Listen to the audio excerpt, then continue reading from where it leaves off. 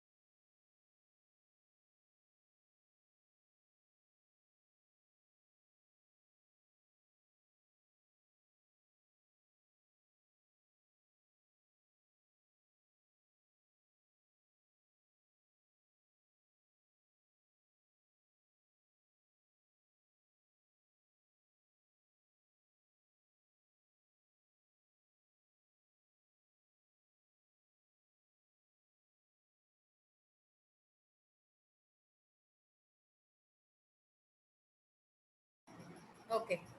So let's start off with today's class.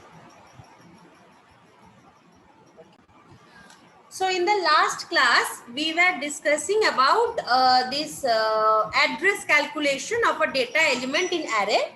And for that, this was the first I am writing in short form today. This is the formula.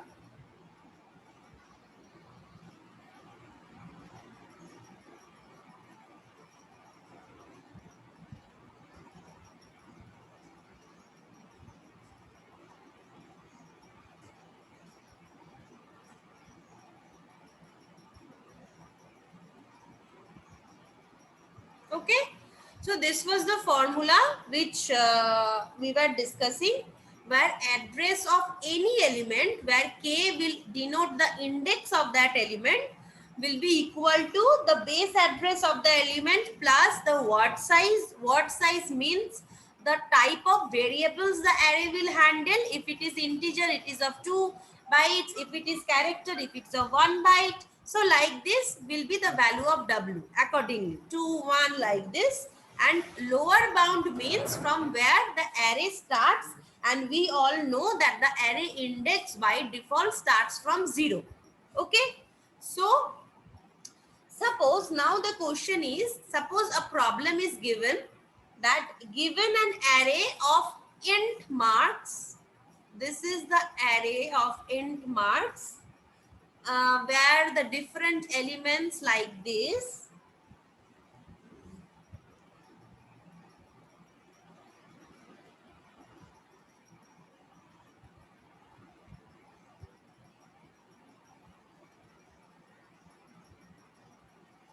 Okay, so these are the elements in my array, and we are asked that calculate the address of this location, marks 4, where the base address is given as 1000. Okay, so base address is provided as 1000. It is saying that my array holds integer values. These are the values which was provided, and this is the location which I have to search. So suppose this is my array.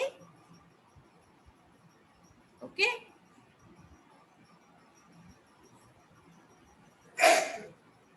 like this suppose.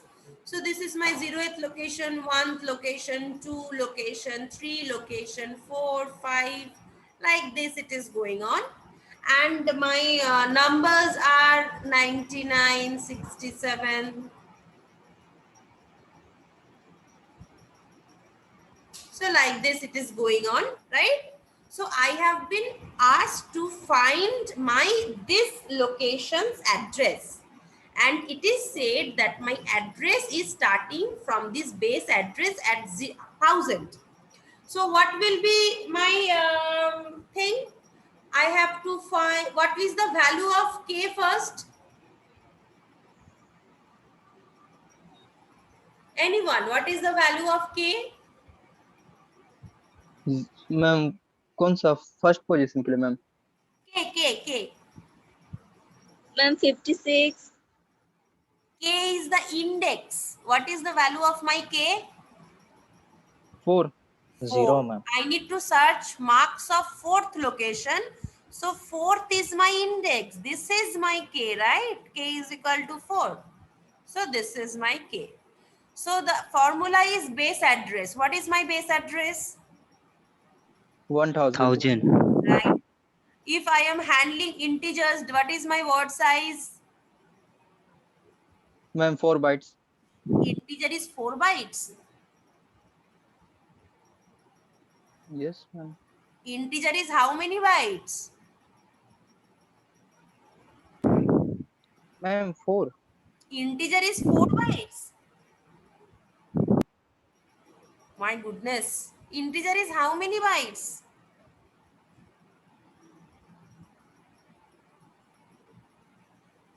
Size of one integer is how many bytes? 2 bytes. Ma'am yes ma'am ma'am मेरे computer में 4 bytes था ma'am. है? तुम्हारा Yes, computer ma'am. में 4 bytes है? Yes ma'am. बाबा. Anyways, so 2 value of k is 4, and what is the lower bound index of my array? Array index starts from 99. array index starts from 99. 0. 0 ma'am 0. Element Index is 0. different, index is different. Element starts from 99, index starts from 0. So if I 0. do all these things, this will give me 8000 plus 8 is equal to 1008. Now if I verify, so this is the address of my marks 4.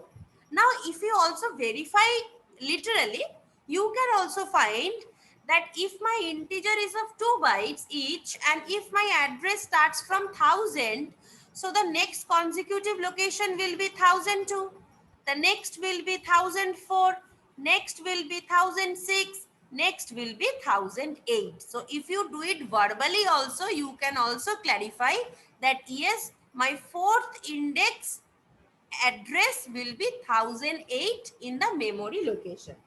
Okay. So this is the way how using this formula we calculate the address of our array. Now I will give you one sum.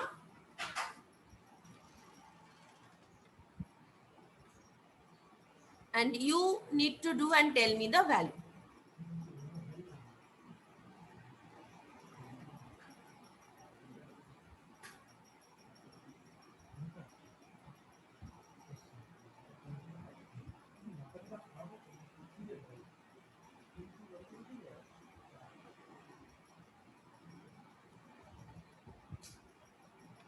One minute.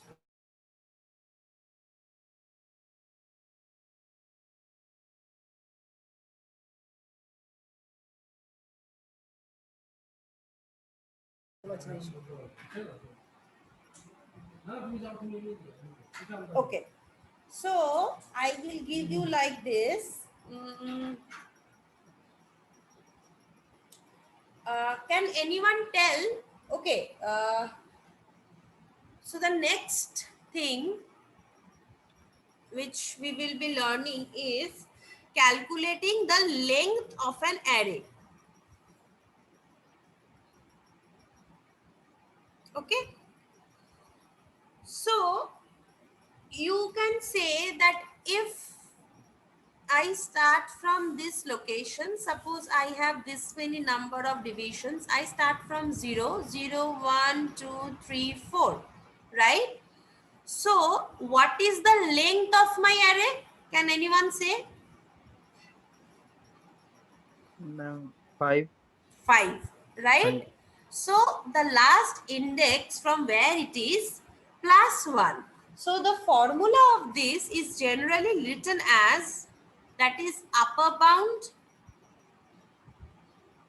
minus lower minus lower bound plus plus 1. 1. Okay. So my upper bound is 4, my lower bound is 0. So 4 minus 0 plus 1, which gives us 5. So this is the formula. That is, the length of an array is the number of elements stored in that array, and the general formula is written like this. Okay. So now we will study that how do we store elements in an array.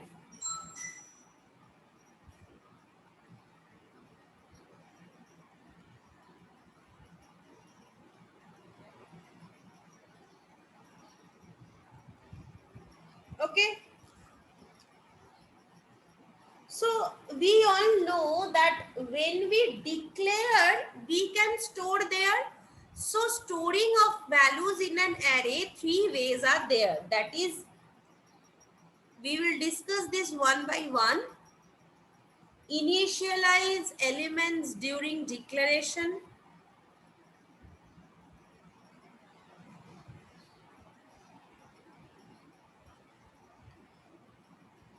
Or you can input the values for the elements from the keyboard.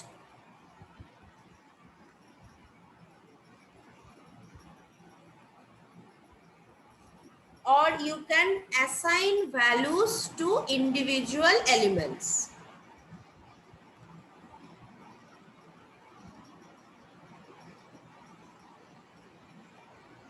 Okay. So when we declare an array, we are just allocating some space for its elements. Like when you declare a value, you are just saying int marks 10. Right? This we declare, na? We declare it before using it. Int marks 10. It means that my array name is marks. My array type of variables which will marks array will handle is integer, and 10 maximum of 10 elements it will store. So once I initialize or declare this statement, then only, then and there, after executing in the statement, the compiler in the memory, it will block 10 spaces. It will allocate 10 spaces where the first space will start naming from mark 0. So this is the meaning of this entire statement. But when we declare it, we just declare it so that its space is allocated in the memory. But we do not input values to it. So no values are stored in the array. Now for storing these values, 3 ways are there. We can initialize the elements during declaration. We can input the values from the keyboard during the runtime, or we can assign values to the individual elements. Now how we can do it one by one, let us see. Okay, 1 minute, I will just take the snapshot of the students.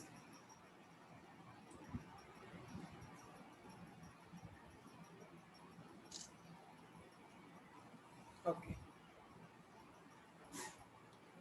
Now the first one, that is initialization.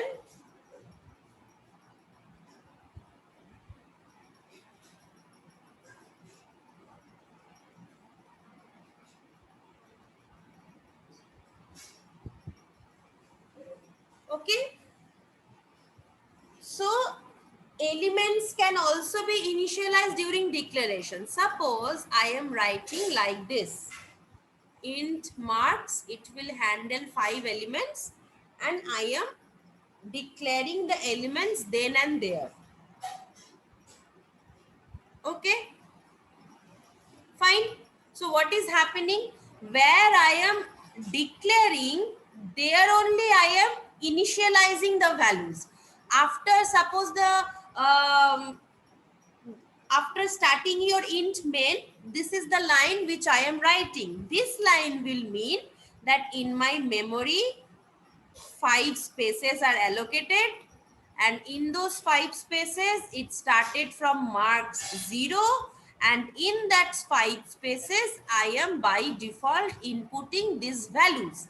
What this program will mean, whatever like whatever functions or calculations I do, this program will always run on this set of predefined element.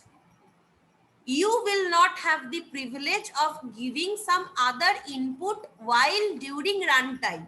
But if you enter the program, you may change some value. So this is the meaning of this type of initialization. That is, within curly brackets, you give the elements. Within curly bracket, you give the elements and so on.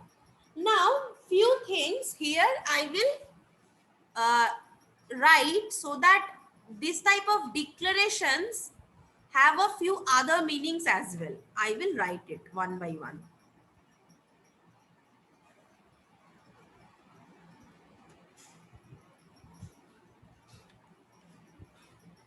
Suppose one example I just showed and another example is this.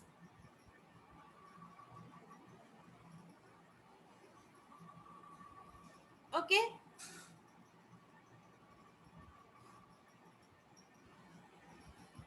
Can any agree? So these are the 5 spaces after declaration, but only 2 values are provided. Can anyone say what are the 3 values by default it will be padded with, or it will be filled up 0, with? 0, 0. So this Zero, is ma'am. also one 0. type of declaration. That means here what you write is the maximum size of the array, but it is not necessary that you will have to enter 5 elements only. If you want, you can enter lesser elements. If your program demands lesser elements, you can do that, but you cannot overrun.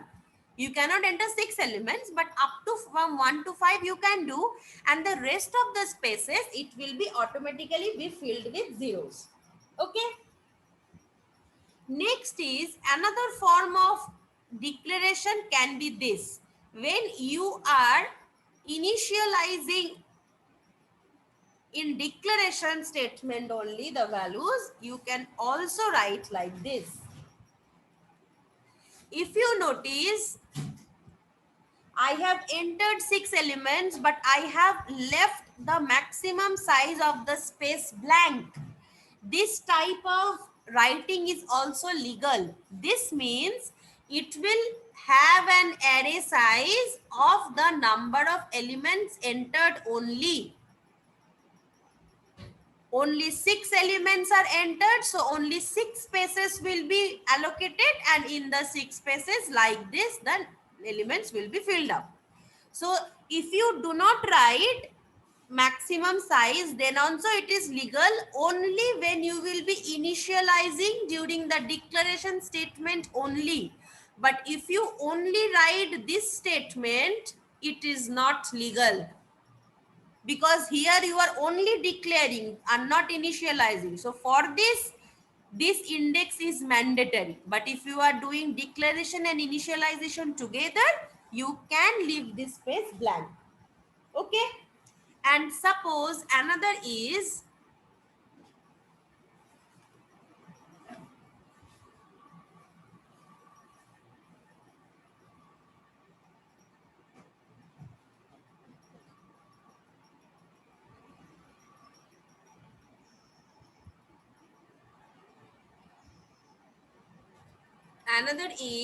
suppose I am writing like this.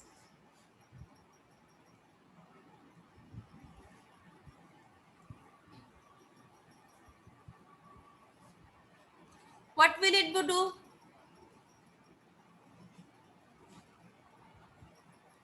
It will block 5 places. You have only entered 1 element value. 1 element value is 0. Rest of the 4 elements value you have not entered. So automatically rest will be filled with 0. Okay. So these are the ways how you do the initialization process during declaration. The next method is how we initiate or input the values from the keyboard.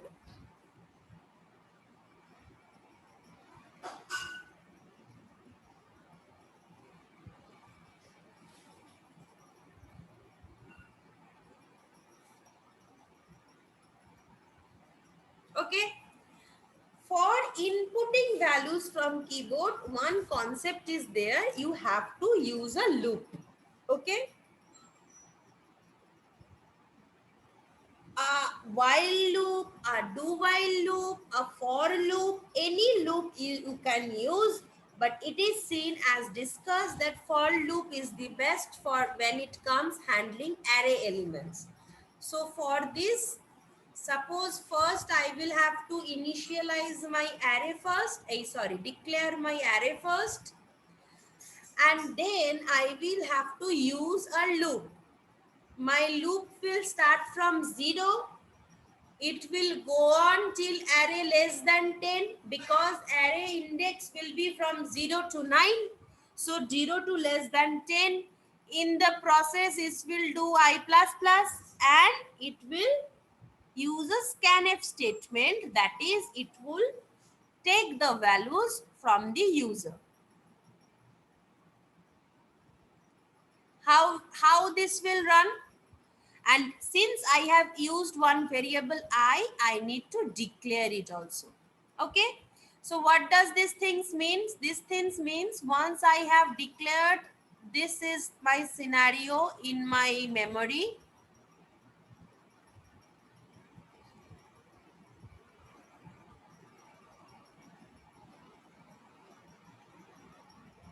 These are the 10 spaces allocated starting from 0. It has gone to 9, right? And I am starting my I from 0. So first my I is equal to 0. It will check the condition 0 is less than 10. Yes. So if it is true, it will enter into the loop. Then the statement is scanf, that is take one input. Sundar to do not write on the whiteboard, okay? It distracts me. So it will take an input from the user. So ampersand marks, we all know the scanf statement which is used to take an input from the user. So suppose I am giving an input, it will ask me, that is input a value. I am giving an input 90. So 90 will be stored. And once 90 is stored, it will go back and do I++. I has now from 0, it has been 1. Again, it will check the condition. That is 1 is less than 10. Yes, if it is true, it will enter and again asks for another value to enter. Suppose I am entering 82. It will go back and I from 1 will go to 2. 2 is less than 10. Yes, it will ask input one value. Suppose 84. So like this, it will go on till my 9 elements have been inputted. And the last statement, there will be 10 is less than 10, false. Once false, I won't be executing this statement. I will directly jump to the next of the statements, whatever is there in the program. Okay. So this is the method how we input values from the keyboard, that is at runtime. We take values from the keyboard. Okay. The next is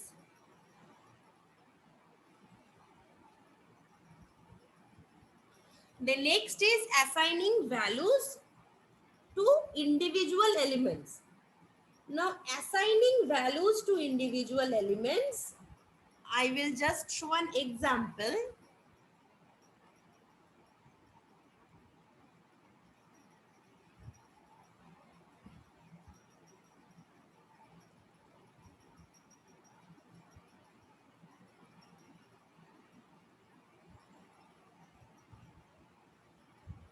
Okay.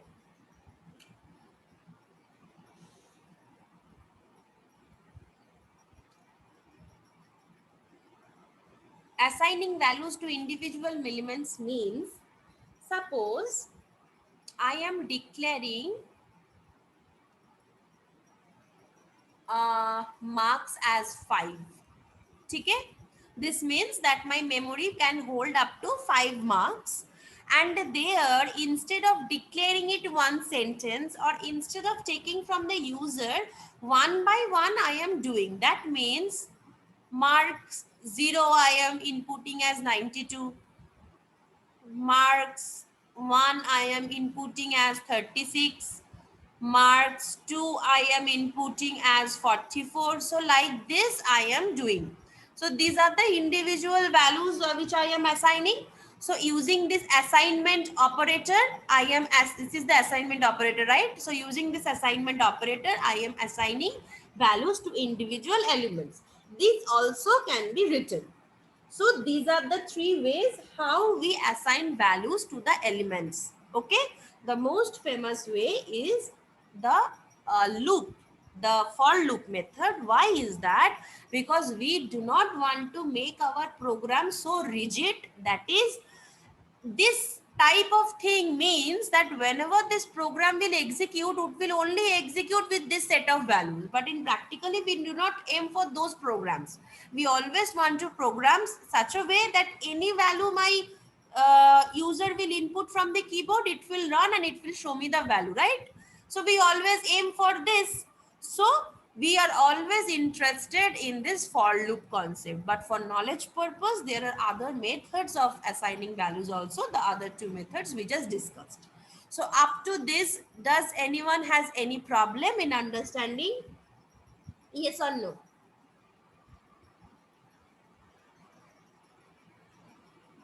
Yes Yes, or ma'am. no? Yes, ma'am. I have a Okay. doubt. Now the next topic is the operations on array. Okay. Before that, I will just share the attendance screen so that it is easier for you to give the attendance. Wait. Okay.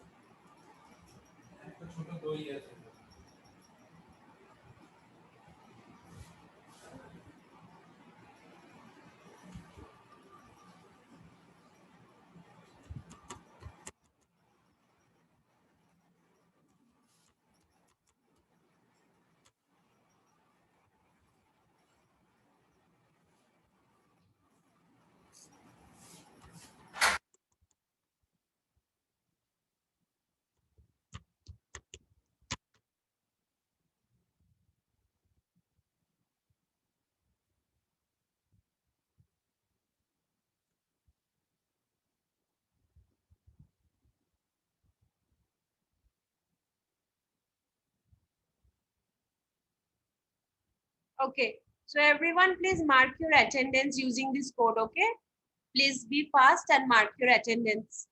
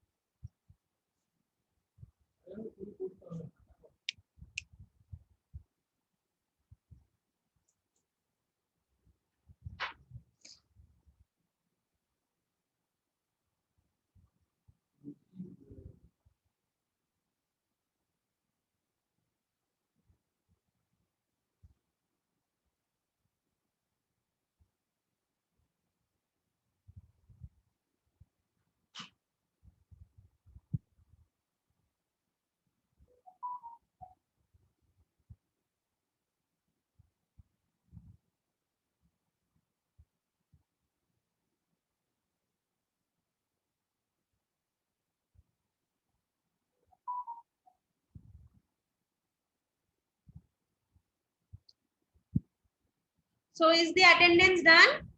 Is there anyone who has not been able to do the attendance?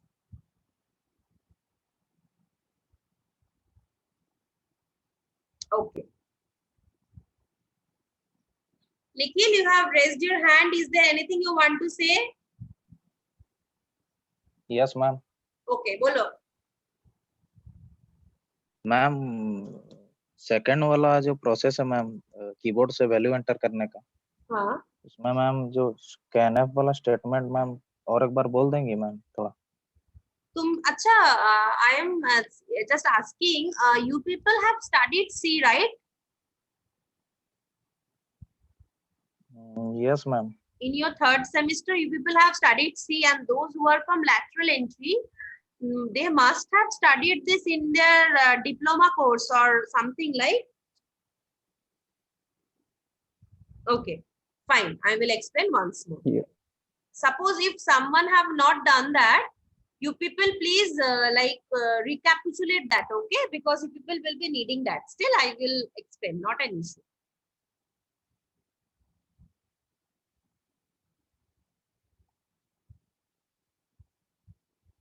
Now we all know that scanf statement is used to take inputs from the user. For taking the input from the user, we all know that. So since I have declared int marks 10, that means in my memory 10 spaces has been allocated. And it is allocated like this, okay?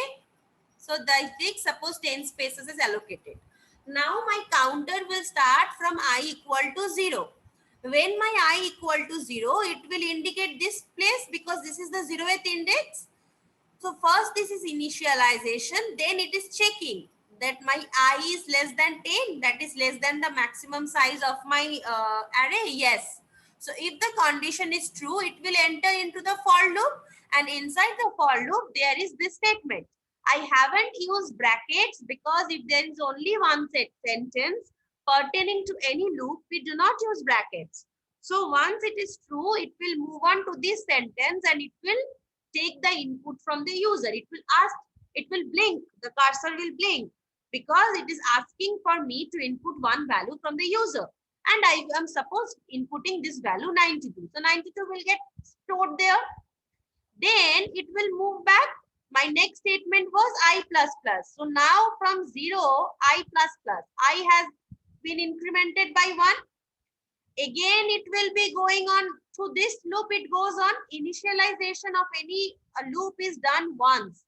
Condition checking, if true, some thing is done, and increment. This thing goes on a loop. So again, it will check 1 is less than 10. So 1 is less than 10, true. If it is true, it will execute this statement that is asking from another value from user. Suppose I am inputting 82. Again, it will go back I plus plus. Now from 1, I is 2. I 1 plus 1, 2. Again, it will do the checking, that is 2 is less than 10. Yes. So if 2 is less than 10, I will input something from the user. Suppose the user inputs 46. Okay.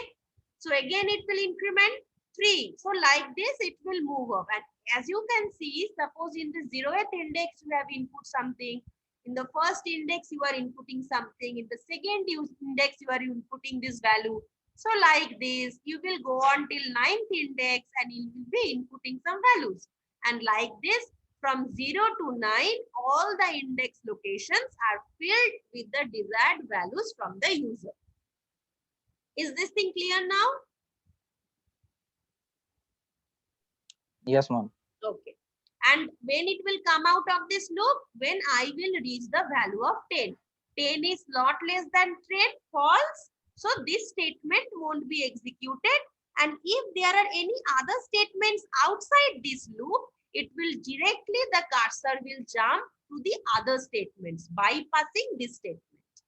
Whenever the condition is false in any loop, the statements included in that loop are never executed.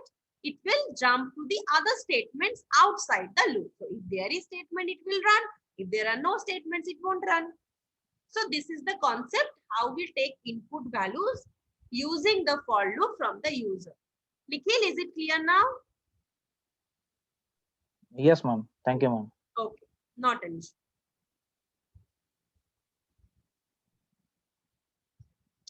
Okay. So the several operations which can be performed and the algorithms of those operations, we will be studying one by one. Okay. So the first operation that can be performed on any array is traversing, right? We can traverse. We can traverse the array. We can go through the array.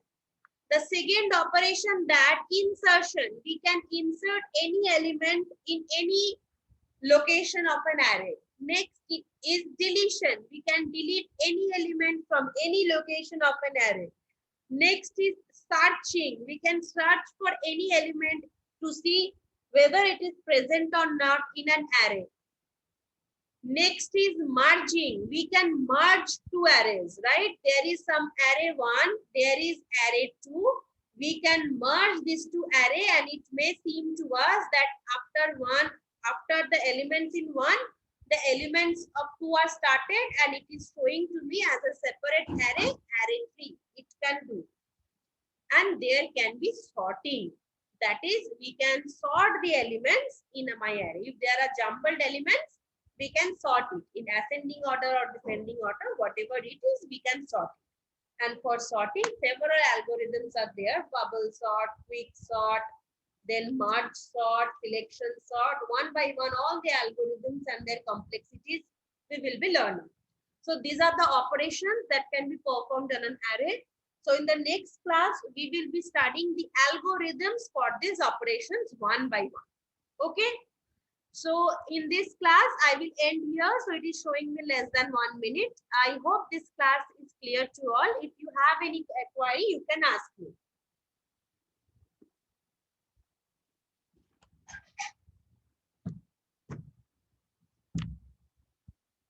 Okay. So since no one is asking, so thank you so much for attending this class. Thank you, ma'am.